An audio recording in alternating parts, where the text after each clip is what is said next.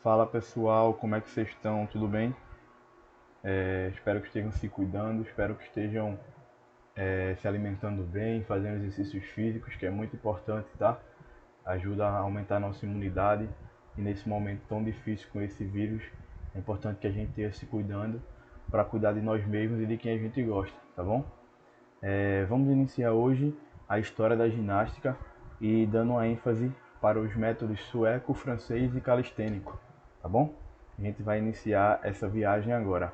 E para começar, a gente precisa se perguntar o que é ginástica. E aí a gente já viu uma resposta aí que é o corpo em movimento. Mas professor, simples assim? É muito simples. É o corpo em movimento. Tudo que o nosso corpo produz de movimento é considerado ginástica.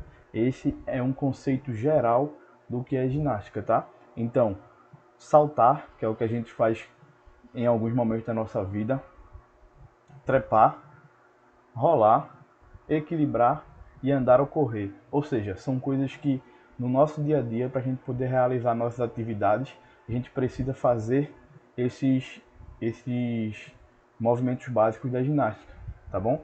E aí é muito simples o nosso conceito de ginástica, tá certo? E aí vamos entrar agora na evolução da ginástica. Tem esse conceito, mas aí é uma visão para ver a ginástica. Agora a gente vai dar uma olhada nas outras visões, tá? Para começar, a ginástica na Grécia Antiga, que tinha o culto ao corpo, o corpo belo, o corpo bonito em boas formas na visão deles, tá bom? E aí com isso usavam os movimentos básicos para fazer com que esse corpo ficasse bonito.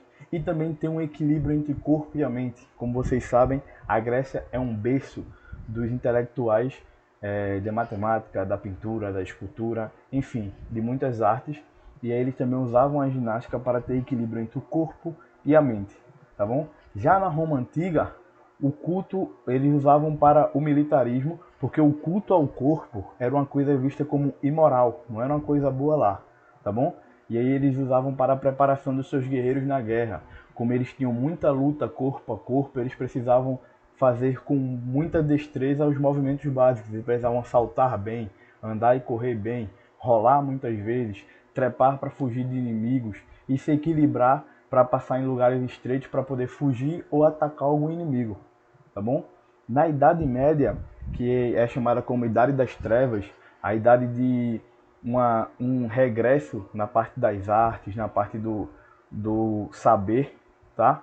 A gente tem o quase desaparecimento da ginástica. Como eles também não cultuavam o corpo, como eles também achavam que o culto do corpo era algo imoral, era algo contra a moral dos cidadãos, a ginástica ficou bem escanteada, tá bom?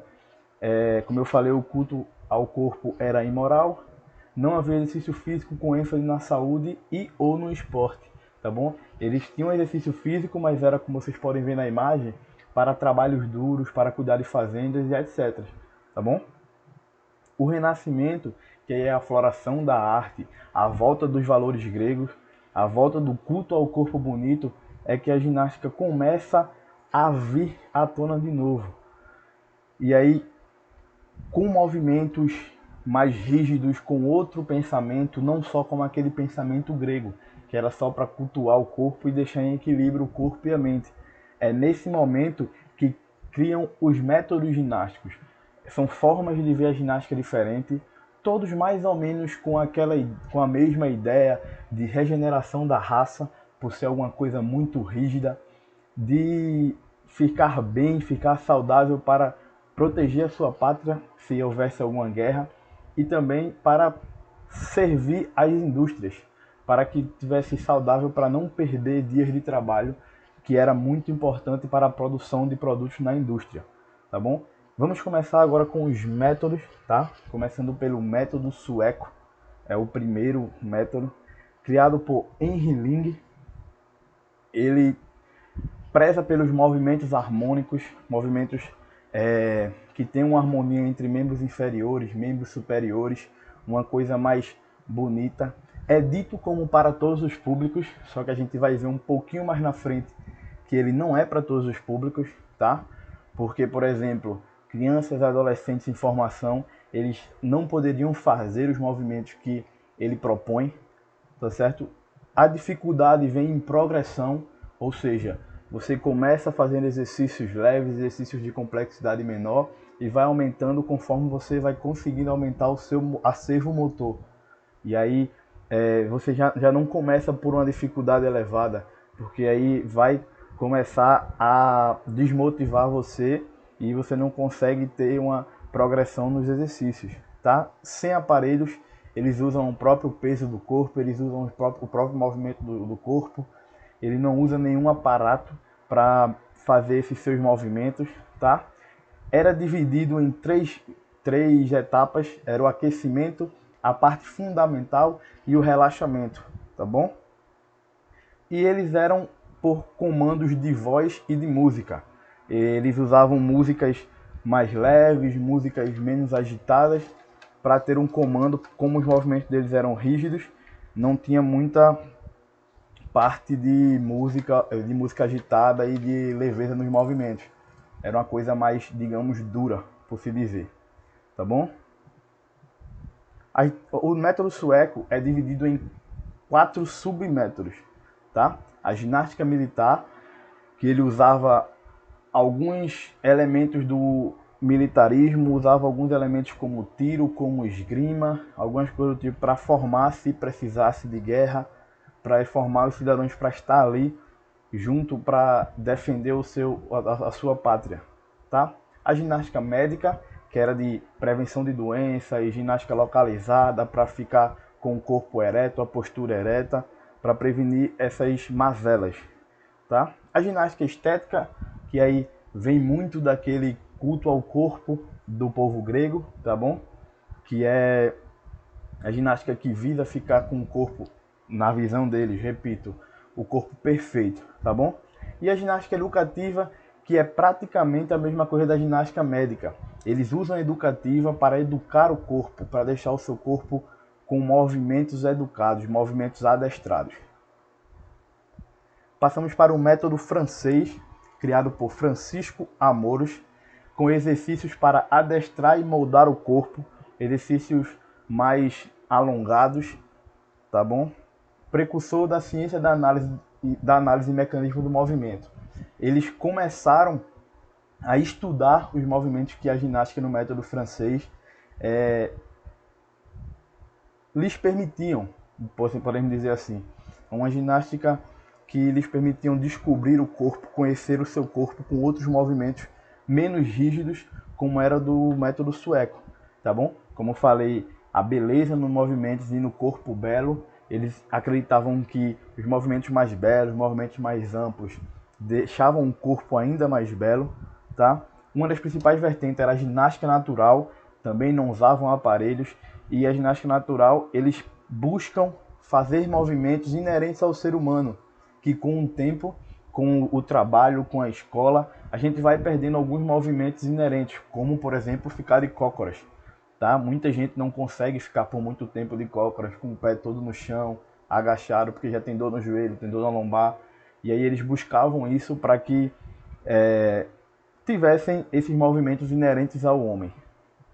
E reação à estereotipação da ginástica de movimentos rígidos, militares e com aparelhos. Ou seja, eles vêm bater de frente com o método sueco, com esse movimento rígido, movimento travado, coisa parecendo aquele robô, tá certo? Para só pegar músculo e pegar músculo.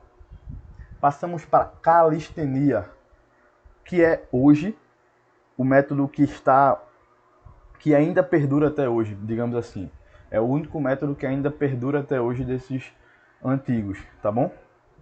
Do grego kalistenies, que significa cheio de vigor, força harmoniosa, ou seja, buscam treinar todas as partes do corpo, membros inferiores, membros superiores, e aí para ficar forte e bem feito, os movimentos bem feitos em toda a parte do corpo, tá?